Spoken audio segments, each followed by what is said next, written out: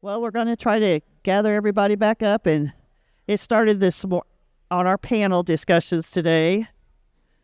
For those of you that don't know me, I'm the person that you registered with. I'm Diana Snyder, and I work for FBHA, and I'm the Opioid Project Training Director, which means I oversee our peer prescriber mentor program and our corrections MAT training that we provide for county jails, probation officers in the state of Florida. So for those of you that are interested more in what our peer prescribing program mentors do, you're going to get to see a couple of them in action today.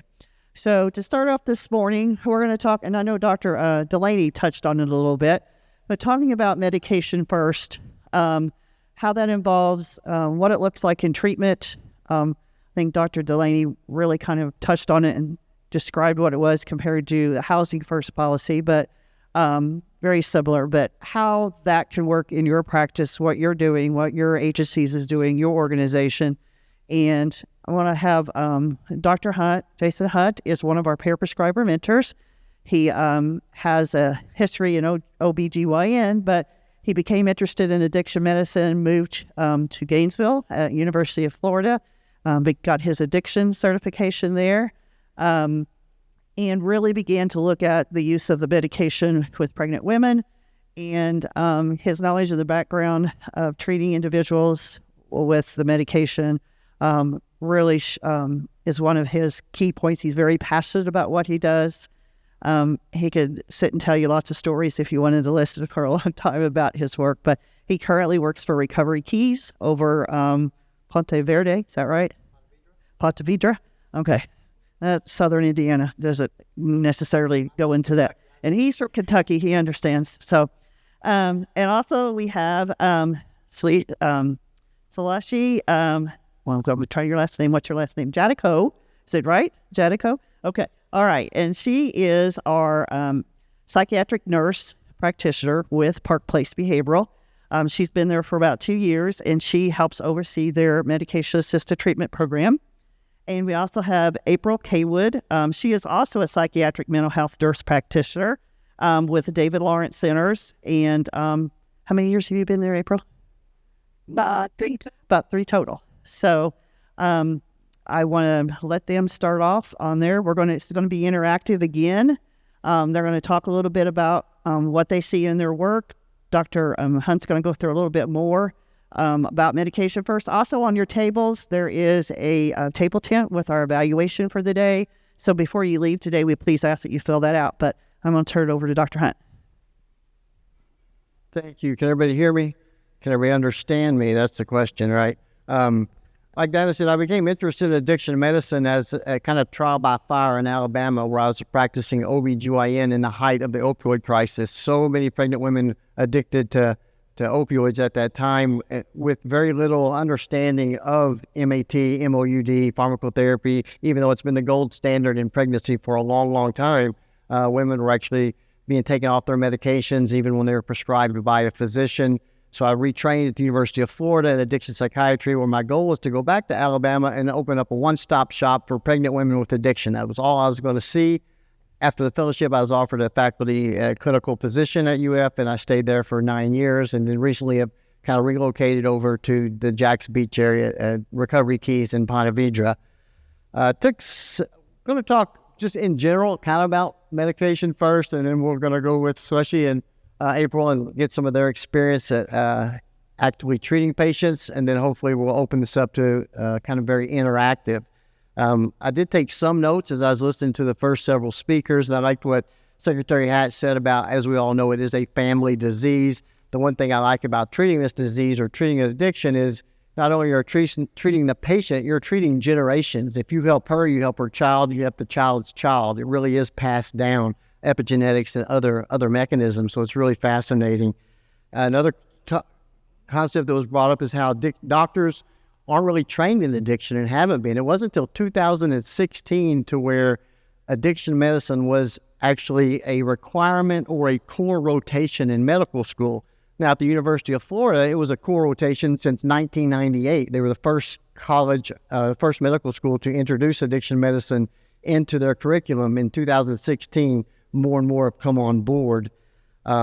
Another concept that was brought up is that therapeutic alliance with the doctor and the patient, how doctors are scared to bring that up. But there's plenty of research and studies that show if somebody with a therapeutic alliance with their patient, specifically their physician, and specifically with the baby boom generation, if you bring up your concerns and you ask about it, 76% will change their habits. Now, if you wait till the disease gets into the severe substance use disorder, you're going to have a lot more problem. And the other sad thing is only about 3%, 3 to 5% of people enter treatment from a doctor's recommendation or therapist's recommendation, family recommendation. You know how many enter from a nudge from the judge?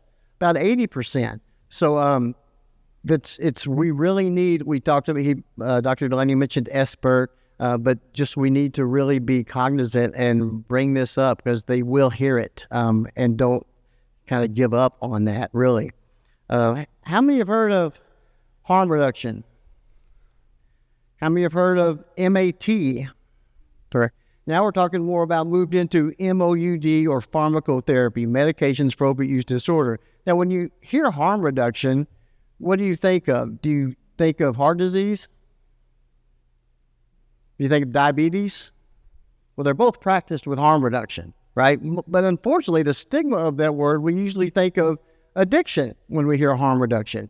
Well, harm reduction is just medicine for the most part. What's the first thing a medical student does in medical school? Takes the Hippocratic Oath. I solemnly swear to practice harm reduction. Well, he says at first do no harm, but it's really the same thing. So really want to get over this stigma, and that's really kind of my soapbox, is the stigma against addiction. Because when we get the medication first, I want to talk a little bit about the principles, the philosophy, and the historical context. But other chronic diseases, we don't even blink at medication first. Somebody comes within a stroke, we have to give medication first within 3 hours. Somebody has hyperglycemia, we start medication first. So medication first in clinical medicine is the standard of care for the most part. So with medication first philosophy in opiate use disorder, there's 3 kind of core beliefs behind this. And Dr. Delaney kind of mentioned some of these, but medication is life-saving. The most effective intervention to reduce overdose deaths and retain people in care is the medications. Now, in 1990 in France, they made buprenorphine, methadone accessible by every physician that they could prescribe it to their patients, made it universally prescribed. And in 4 years, they reduced their overdose population by 80%. Now, we just did this in 2023, made it accessible for all physicians to be able to prescribe this medication, and we still haven't seen an uptick in it. They still do not want to practice this, this medication-first philosophy. There's still a lot of barriers to receiving these medications. Patient autonomy matters. Treatment should respect an individual's choice and not force participation in services that they don't want. We kind of talked about that earlier, about meeting the patient where they're at, correct? Stabilization first, recovery next. Once stabilized with the medication, people are more likely to engage in counseling, more likely to receive social support, and other kind of recovery pathways when they are ready.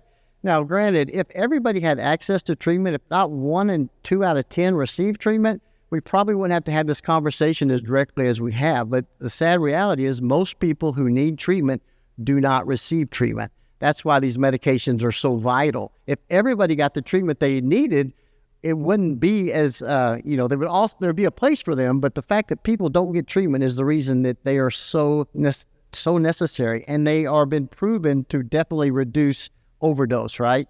Core principles behind medication first, rapid access to medication. People with an opioid use disorder should receive these medications quickly and ideally at the first point of contact, without long assessments or delays. No arbitrary tapering or time limits. Medication should be maintained as long as it's clinically helpful. And this is on a case-by-case basis, individual by individual, patient-by-patient basis, made with the patient and the clinician. Forced tapering or forced timelines definitely undermine recovery.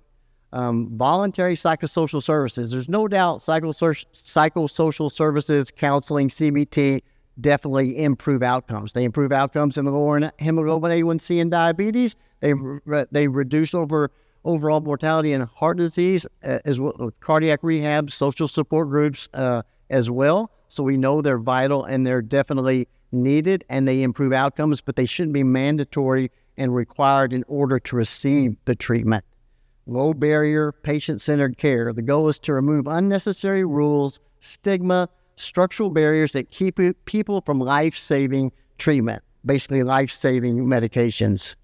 So kind of historical content. Why and how did this develop? Well, traditional models, the problems with the traditional model, for decades, treatment programs in the U.S. and elsewhere often required abstinence, mandatory counseling, or completion of lengthy assessments before starting these medications. Many people dropped out or overdosed during these waiting periods. An evidence shift. Research from the 1990s to the 2000s showed that medications, methadone and buprenorphine, dramatically reduced overdose deaths, improved treatment retention, lower HIV and hepatitis transmission, and studies also found that requiring counseling before medication reduced access and worsened outcomes. Policy push. In the mid-2010s, as the opiate crisis intensified, states such as Missouri and Vermont pioneered this medication first program. So this is not new. This has been around 15 years or so. And particularly in Missouri, their model emphasized immediate access to buprenorphine without mandatory psychosocial services, leading to higher retention and lower overdose mortality rates. And then federal support, right? SAMHSA and other agencies later began promoting low barrier access, shifting the field towards patient-centered care rather than abstinence first or abstinence therapy-based models. So in short, medication first grew out of the recognition that rigid abstinence-oriented systems were failing and that survival depends on immediate sustained access to medications for opiate use disorder, or like I like to call it, treatment or pharmacotherapy. So now I'm going to shift over to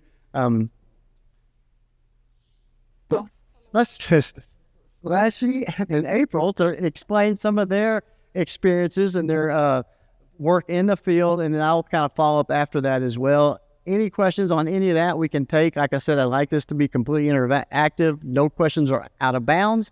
We really like to help kind of foster a complete understanding and really answer any questions that any of you may have. Hello, good morning. My name is Celeste Jatico. I'm one of the nurse practitioners for our substance use programs at Park Place Behavioral, also called Osceola County Mental Health. We offer, we've been very fortunate to be able to offer a variety of services, different levels of care to not only our community, but also to really anybody who is willing to come and participate in our programs. So some of the levels of care that we offer is inpatient detox. We also have our short-term residential treatment program. We have a long-term residential treatment program. We have our outpatient detox and outpatient medication-assisted treatment programs. And we are, within the next few weeks, we're going to be piloting the living room model for the core program in Osceola County. So we're very excited about that because that is going to bridge the care that is needed in between inpatient detox and outpatient detox. I've been a psychiatric nurse for 15 years, been with Park Place for the last 2. And I have been focusing primarily on addiction and substance use treatment. This is brand new for me. I personally don't have any history or family history of substance use treatment, so I had learned a lot, and I have come to appreciate how difficult it is. For a lot of people, they think addiction is just a choice, but it really is not. And what I bring to our programs is I make the patients feel seen, make them feel respected, because they've already been through so much with their own families that they don't even have any confidence in their ability to gain recovery. So I make sure to get them to a point where they feel comfortable to be honest with us. And I always tell them that if they're not honest with us, we won't be able to treat them, to recommend the best treatment plan. So I would rather for them to have relapsed but still come in. That way we can figure something else out.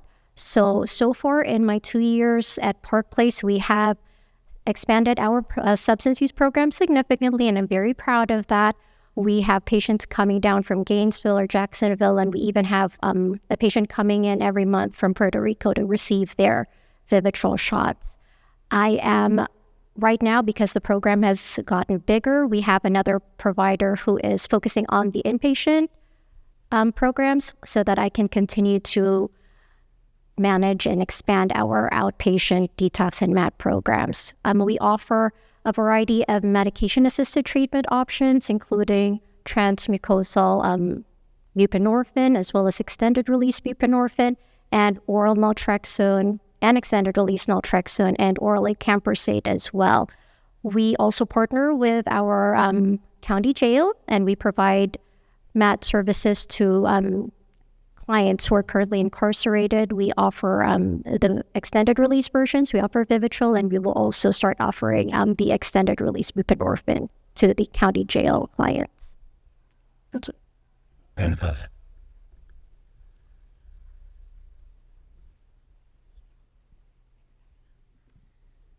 Hi, Celeste. My name's April Gall. I'm a MAT coordinator at the Orange County Jail.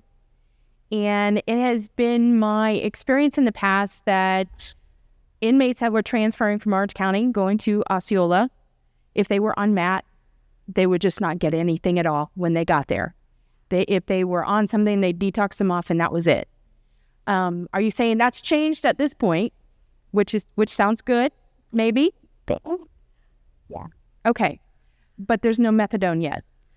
No, we don't offer methadone in our facility just because it has to, there's so many regulations. It's a lot. It's a lot. We do offer that. I think we were the first in the state. We have a full MAT clinic. And at this point, I'm hearing that I can continue my patients if they're going to Osceola County Jail because they're working with you. They can, but if they were already started on methadone, then it's going to be... Yeah, I realize the methadone can't continue, but we would know in advance and we can possibly transition them over. But my next question for you is, when you say you have inpatient and outpatient detox, what does that include? So we've seen some of our clients who are not able to participate in the inpatient detox, maybe due to work, due to just a lot of factors. If they are, depending on the severity of their withdrawal symptoms, of course, if they're not in severe withdrawals, if they have like a supportive sober support, if they have a sober environment that's safe, then I would consider starting them on detox, but on an outpatient basis. So depending on their last use, if they've used within, let's say, the last 36, 48 hours, then I would send them home first with comfort medications. So some of the comfort medications that we use in inpatient detox, we're able to provide that. And then I set them up with an appointment within the next 2 days to see if they're going to be able to start Suboxone at that point. And I always have the family or caregiver come in as well to explain to them that it's very important that they stay sober. That way we can start the Suboxone if they are really having a hard time with the withdrawals, if the medications are not enough, if they are at risk of relapse. We let them know that our access center is open 24/7 and that they should come in for inpatient detox. But let's say they're able to be abstinent for 48 hours and they come back for their appointment. We give them a test dose of Subutex. We see how they do. And if they are able to tolerate it, then we send them home with a prescription of Suboxone. And we start at a week, see how they're doing. Depending on the need, we may dose up. And then once we've gotten the stable dose, then I discharge them for outpatient detox into our MAT program, and then we continue them on the maintenance dose for however long they need to be on it. You're welcome. Hello. My name is April Kaywood, and I'm a psychiatric nurse practitioner. I work at the David Lawrence Center. I actually started there as a registered nurse and saw an opportunity within our detox program to initiate more rapid onset of medication-assisted treatment to assist some of these folks in, reduction of relapse, return to use, and really, the whole concept behind it is to get them stabilized quicker. What I saw as a nurse was we would have the same people come in and come out, and they'd discharge without the hope of any type of medication-assisted treatment. They'd follow up with an outpatient provider and eventually, potentially, get on medication-assisted treatment if they were, not returning to use. So for the past year or so, I've worked with our medical director, and we have a board-certified addiction medicine doctor as well as a psychiatrist that we've worked on protocols so we can complete rolling admissions to our detox and start them on medication-assisted treatment for opioid use within typically 48 to 72 hours. This does not come with a requirement of any type of treatment. Our most important facet is getting them the medication. A lot of times we see that they're not thinking about any type of treatment or other resources until they get the medication that will stop what's going on, whether it be withdrawals, cravings, those sort of things that can be limiting and prohibitive when they're in active withdrawal. We work directly with our court system.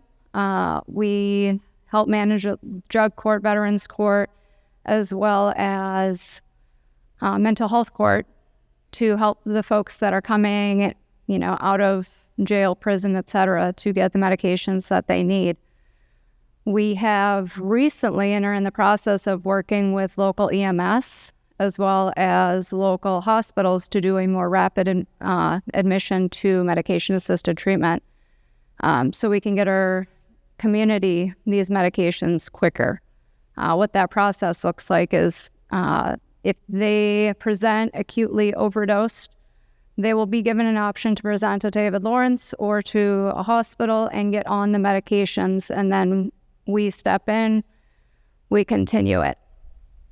Another step that David Lawrence Centers has done to really expedite the amount of care that we can get people quicker is what's called a direct addiction medicine evaluation. So prior to this initiative, we had them enter through our access center. They'd do a clinical assessment. It was all these steps and hoops that they'd have to jump through. We know a lot of these folks will show up once and we might not see them again.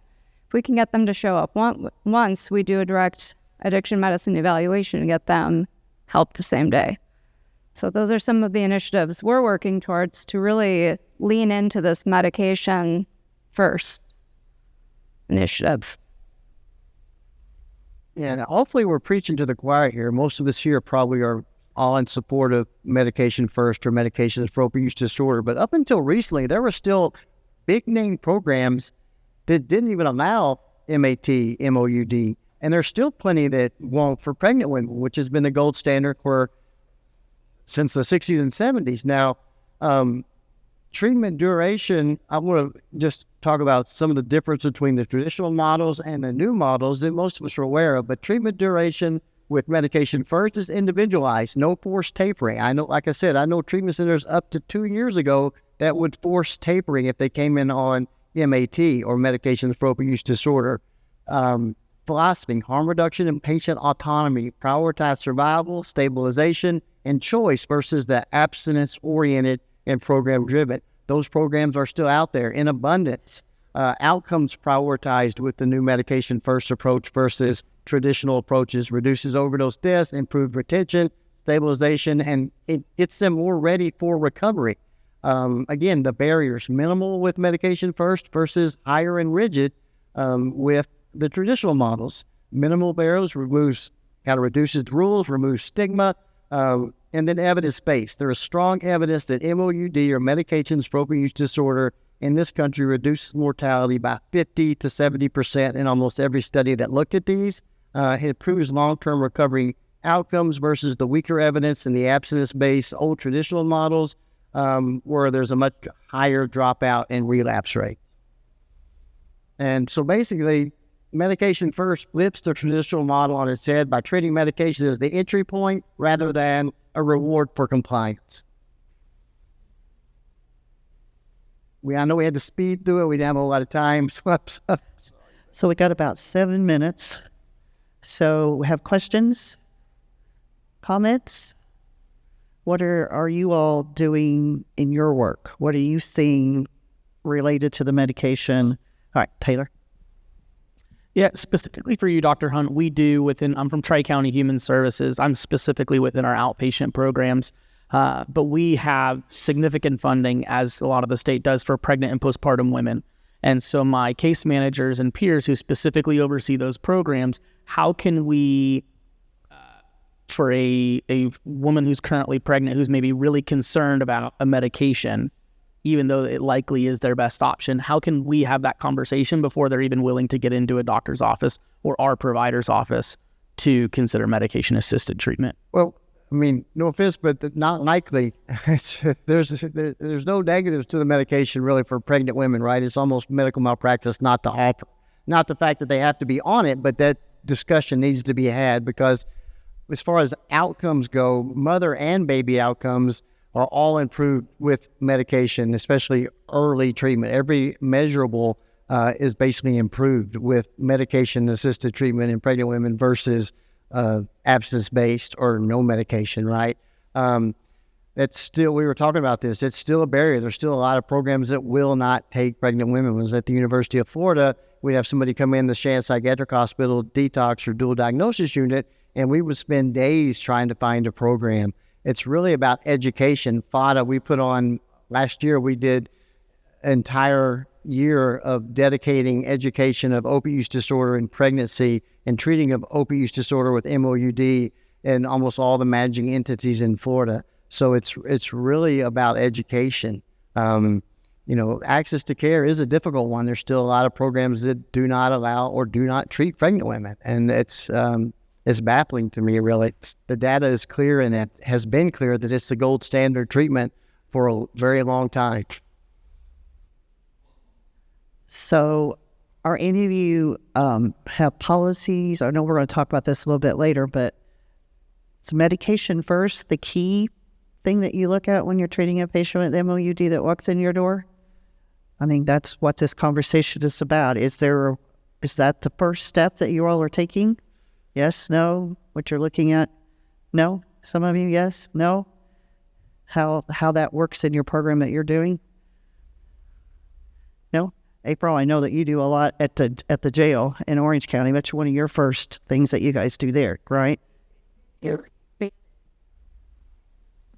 We started our MAP program in Orange County Jail in 2022. Before we started our in-house clinic, they would take, if somebody was on methadone when they came in, they would every day put them in shackles, belly chains, load them up in a van. No more than 10 people are allowed to go. And they'd get, officers with shotguns and take them down to Columbia Street to Aspire, and there you go.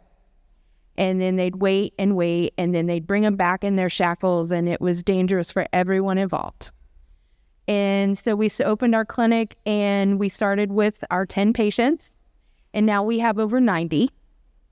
And we not only do we have methadone, Suboxone, Vivitrol, Brixadi, Sublocade, we have all of it. We also have psychosocial educational classes for them, and also we just started a new in-house Brixadi for patients that don't really qualify for the MAT clinic for whatever reason. So that is actually helping a lot more people transition from when they get out of jail, they're not going to overdose immediately, even if they do go back to the street. So whatever we do, we're just trying to save lives. That's our number one goal, and we're getting more and more and more people. Yeah, that's great to hear. And like I said, it's not a silver bullet. We just don't have access to good long-term treatment. These medications are necessary. So it's really case by case. It's, reducing the stigma that it's not trading one opiate for another, one drug for another. it's not something you have to be on for life. Some may not. That's with any chronic medical condition. Some people need their diabetes medication forever, and some don't. Some get into good recovery from it and come off it. Same thing with heart disease. Same thing with addiction. It's really case by case. What's really making them accessible, they are on the WHO's class of necessary medications. So it's really, and we've seen, all of us have probably can say we've seen a lot of progress in this area. I mean, I remember not even that long ago where most treatment centers didn't even offer it. I mean, 10 years ago, you had to go, it's hard to find a treatment center that even offered it. Now, I would say most do. You guys would probably know more about that than even I do, but we're making progress, and that's the good thing. All right, it's just about lunchtime. Do we have any more questions or comments before we... Oh, got one comment back here.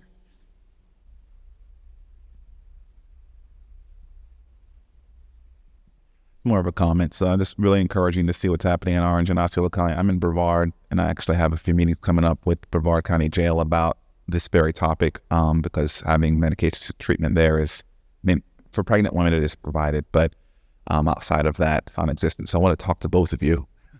Prior to that, I'm Stanley Briz, Executive Director of Brevard Prevention Coalition. I also help provide medication-assisted treatment counseling at Olive Clinic, Central Florida Treatment Center. Comment?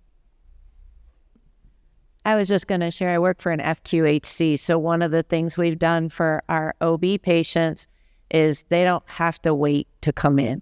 Most of our clients have to be a medical provider patient, except for our OB department. But then we also opened it up so that their significant others, if they want to come into treatment, no barriers, they can come in, and we'll actually treat the household to ensure that there's compliance and no relapse for our pregnant patients, as well as once they give birth, we continue them on the, I'm from Brevard as well, and our jails do stop it once they give birth.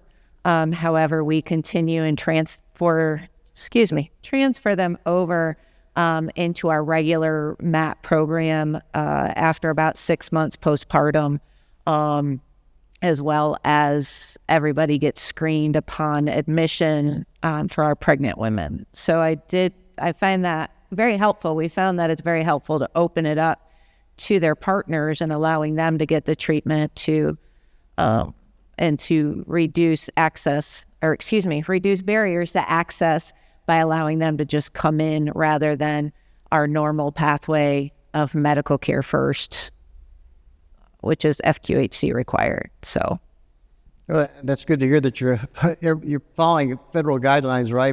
Pregnant women with opioid use disorder deserve the highest priority. They should be the first treated. And these medications are so beneficial to pregnant women that they're one of only 2 classes of people that can receive these medications, even if they haven't used an opiate in over a year, because they are so better. You can, them and the other population that can receive MAT or MOUD if they haven't used an opiate in over a year, meaning they don't currently have a DSM-5 diagnosis of an opioid use disorder. Only two populations of people that this can happen to, and that's because the benefits so greatly outweigh the risk, it's not even close. So they actually allow these 2 populations to receive these medications. Pregnant women and incarcerated people coming out of jail or prison. Those are the only 2. Everybody else, it's not allowed. But with those 2, because the medications are so beneficial that it's allowed. So I didn't know if people knew that or not. I give this talk a lot, and it's something a lot of people don't know. All right. Any more last comments before lunch? Well, I want to thank our panelists for this panel. Can we all give them a round of applause? All right. Lunch is out those doors. That way. Don't use the door you mainly come in. The ones in the hallway. So lunch is out there. Grab your lunch. Come back to the table. Continue your conversations that you're having. And we'll start the new panels at 12:30.